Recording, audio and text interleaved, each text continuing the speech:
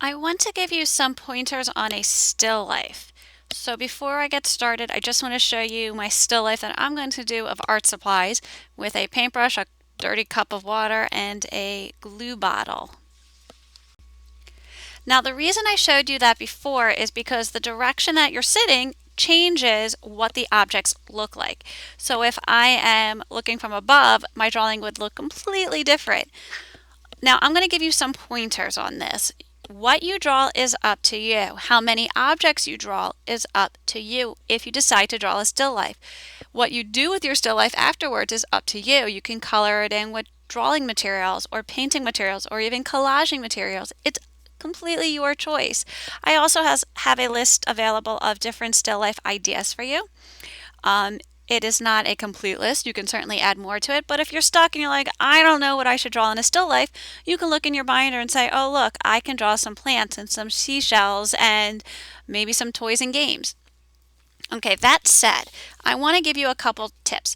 Now, I'm going to do this partly with a pencil, which I know will be harder to see, and then I'm going to go over everything with a marker. So, the first thing you do with a still life, I recommend, is you start with blocking in. So, blocking in is where you break down each shape into something simple. So, my cup, I'm going to break it into a square. Now, when I'm looking at it, my glue bottle overlaps my cup just a bit. It comes about halfway up.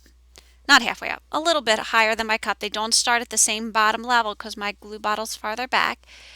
And I'm going to draw my basic shapes. The reason I start with blocking in is because it helps me make sure that my shapes, that I put them in the right spot before I start adding a crazy amount of detail.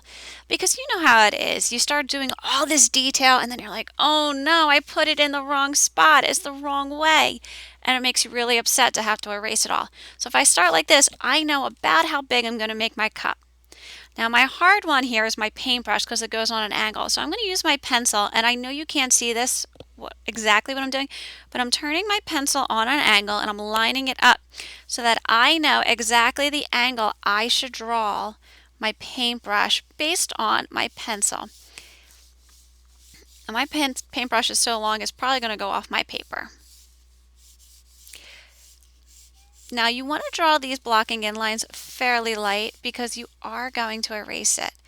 So this one comes about here, and then I got my bristles, and it goes here. Now I recommend drawing from life. That means you actually have objects in front of you. If you draw a still life from a photograph or even a picture that you took, what's happening is in a way, you're almost cheating.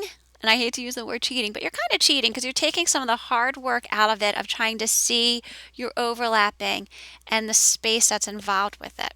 So now that I have my general blocking in, I realize I have some overlapping here, I have overlapping there. I can start to add my detail, and eventually I'm going to erase my overlapping.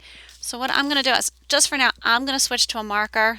I might make a mistake because you never know what happens with marker. And I'm going to start to draw my lines, and that way you can kind of see it a little bit more on what I'm doing. So I know that I've got this circle back here, and I've got this bigger circle right here. So you kind of start big and you work your way small to all your detail. Now I'm not even going to add the ridges yet to that until I'm happy where I put all my objects. Now my glue bottle, my cup that I chose is see-through. That's an extra challenge because I can see my glue bottle through it now. And just because I put my blocking in lines there does not mean I have to stick with them. They're not stuck in stone. I might say, oh, I like it this way. And you might decide to take a picture of it, and then you can kind of compare how you're doing from from drawing from real life to drawing based on the photograph. So you can kind of compare.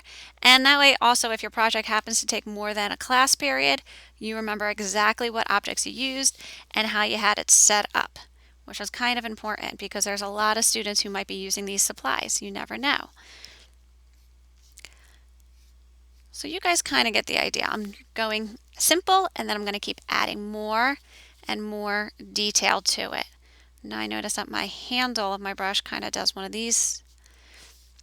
Later what I can do is I can start to add shading and highlights and some really fun techniques to it if you want to do that.